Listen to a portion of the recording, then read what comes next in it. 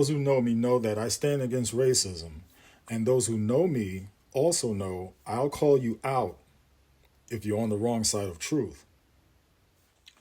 Okay, now recently, I'm sure you've seen Tyreek Hill's video of him being handcuffed, so to speak.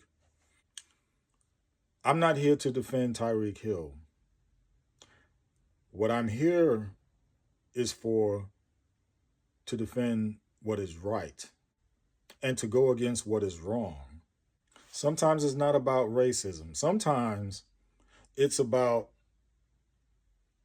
doing what's in accordance to proper manners, to following orders, following instruction, and adhering to authority. And to break it down, really, for a black man to do what's right in these situations in order to see the next day. And on that note, what he did was not right.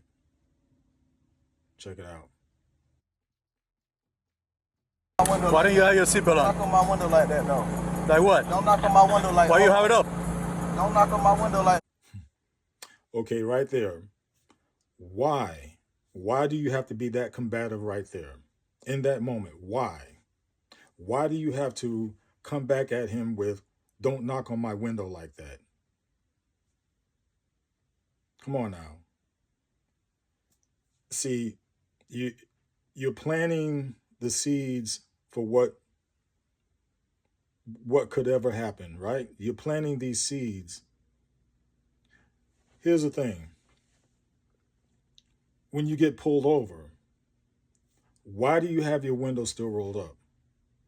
You know they're going to come and approach you. So why have the window rolled up? Roll the window down. It's as simple as that. But no, right off the bat, you're being combative. Am I right or am I wrong? Come on now. Why you have it up? I have to knock to let you know I'm here. That way you can lower it and talk to Just you. get my ticket, bro, so I can go. I'm finna be late, gang. Do what you gotta do. So he says, give me my ticket. I'm going to be late. Do what you have to do. Again, here's the thing. If I'm speeding to get somewhere that I need to go, that I'm trying not to be late, but yet I get pulled over, automatically,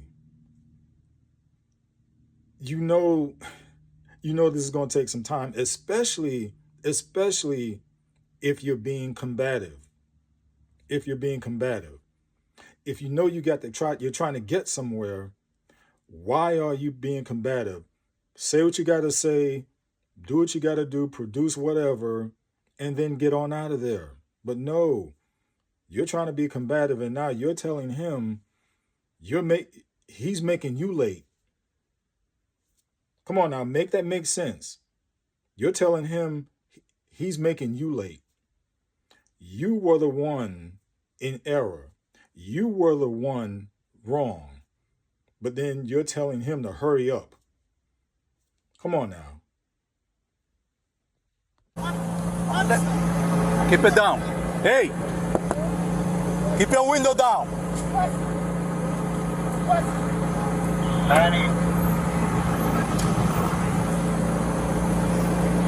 Hey! Keep your window down. Don't tell me what. Keep your window down. I'm gonna get you out of the car. As a matter of fact, get out of the car. Give me that. Get out of the car. Give me that. We'll break that freaking window. Get out of the car. I'm finna get out. Get out of the car right now. We're not playing this game. Get out. I'm finna get out. Get out. Get out. Get out. Get out. Get out. Damn. What part of brother doing this now? Hey, Drew, I'm getting arrested, dude. So people are losing their minds over this part, where the cop pulls him out of the car. If I'm one of those cops, if I'm that cop, I'm already getting ticked off because I'm asking you to do certain things and you're not doing it. Simple things, and you're not doing it. At that point, he wants to, I will acquiesce to you. Now I'm going to do what you're saying. Come on now.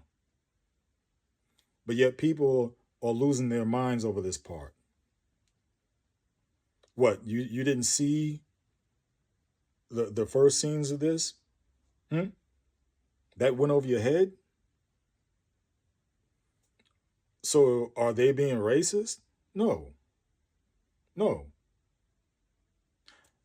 What's going on is just like any other person, and yes, they're well trained, okay?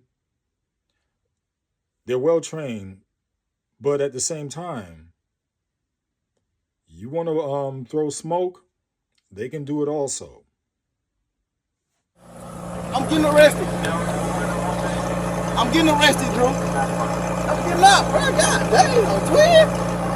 When we tell you to do something, you do it. You understand? I'm getting out, you bro. understand? Not when you want, but when we tell you. You're a little fucking confused. I'm getting out, bro. Too late. Chill, Too bro. late. All right, bro. Take me to jail, bro. Do what you gotta do, bro. We are. We will. Good, bro. It is good. Hey. Don't worry about it. I hung up the phone. Stop crying. Bro.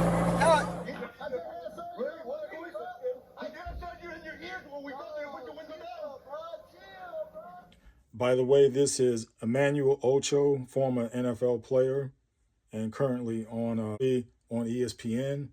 Now, he wants to chime in. He wants to give his wayward opinion on what went down. Now, obviously, from what he's about to say, I mean, he is way out there, nowhere near what happened. Check it out. Disgusting. The body cam footage of Tyreek Hill, Dolphins receiver, being detained has been released, and it is disgusting. Here's a few things I noticed. Number one, Tyreek Hill never tried to use his celebrity status to get out of the situation. He never said, I got a $140 million contract. He simply tried to appeal to the officers with his humanity. And the officer responded, yeah, stop your crying. Absolutely disgusting. Tyreek Hill never said that he's headed to the Dolphins game where thousands of people are going to watch him play. No, he simply tried to appeal to the officer saying, hey, I had an operation recently done on my knee. Can you give me a second to take a seat on the curb? Absolutely disgusting. I think about the... Oh, yeah, I almost forgot about that part where he tells the officers that he just had surgery on his knee. So therefore, he can't sit down. But yet, you're about to play in a game.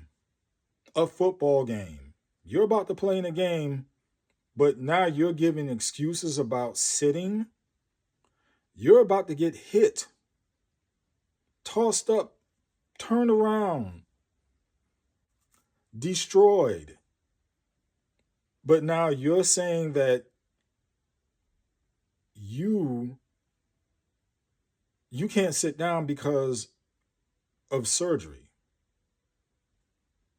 All right. Okay. Let the violins play. Have at it.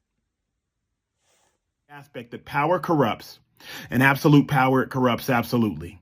And those police officers on the scene have absolute power, and thus they are corrupt. They could not see past their pride. They couldn't see the human that they were dealing with. And instead, I don't know what they saw. Maybe they saw dirt because they treated him as such. Absolutely disgusting. We have to do something about it. But in this moment, I'm thankful that Tyreek Hill, his teammate Calais Campbell, who showed up on the scene, and his teammate Jonnu Smith, who showed up on the scene, I'm simply grateful that they are here to talk about it. All right. One more thing about Emmanuel Ocho. You know, there was a situation or a time when he basically would have said the same thing I'm saying about this fiasco.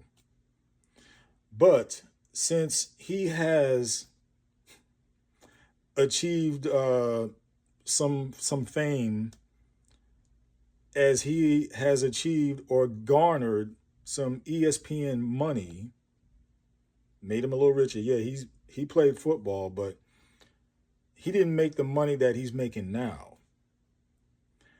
And when you're on that ESPN gravy train, it alters your thinking and perception.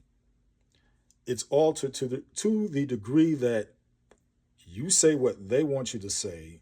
You think how they want you to think. I'm just saying.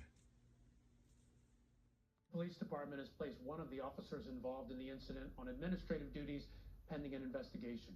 Meanwhile, the Dolphins offered a scathing assessment of the incident, calling it quote, maddening and heartbreaking to watch the very people we trust to protect our community use such unnecessary force. The team asked the department for, quote, swift and strong action against the officers who engaged in what the Dolphins called despicable behavior.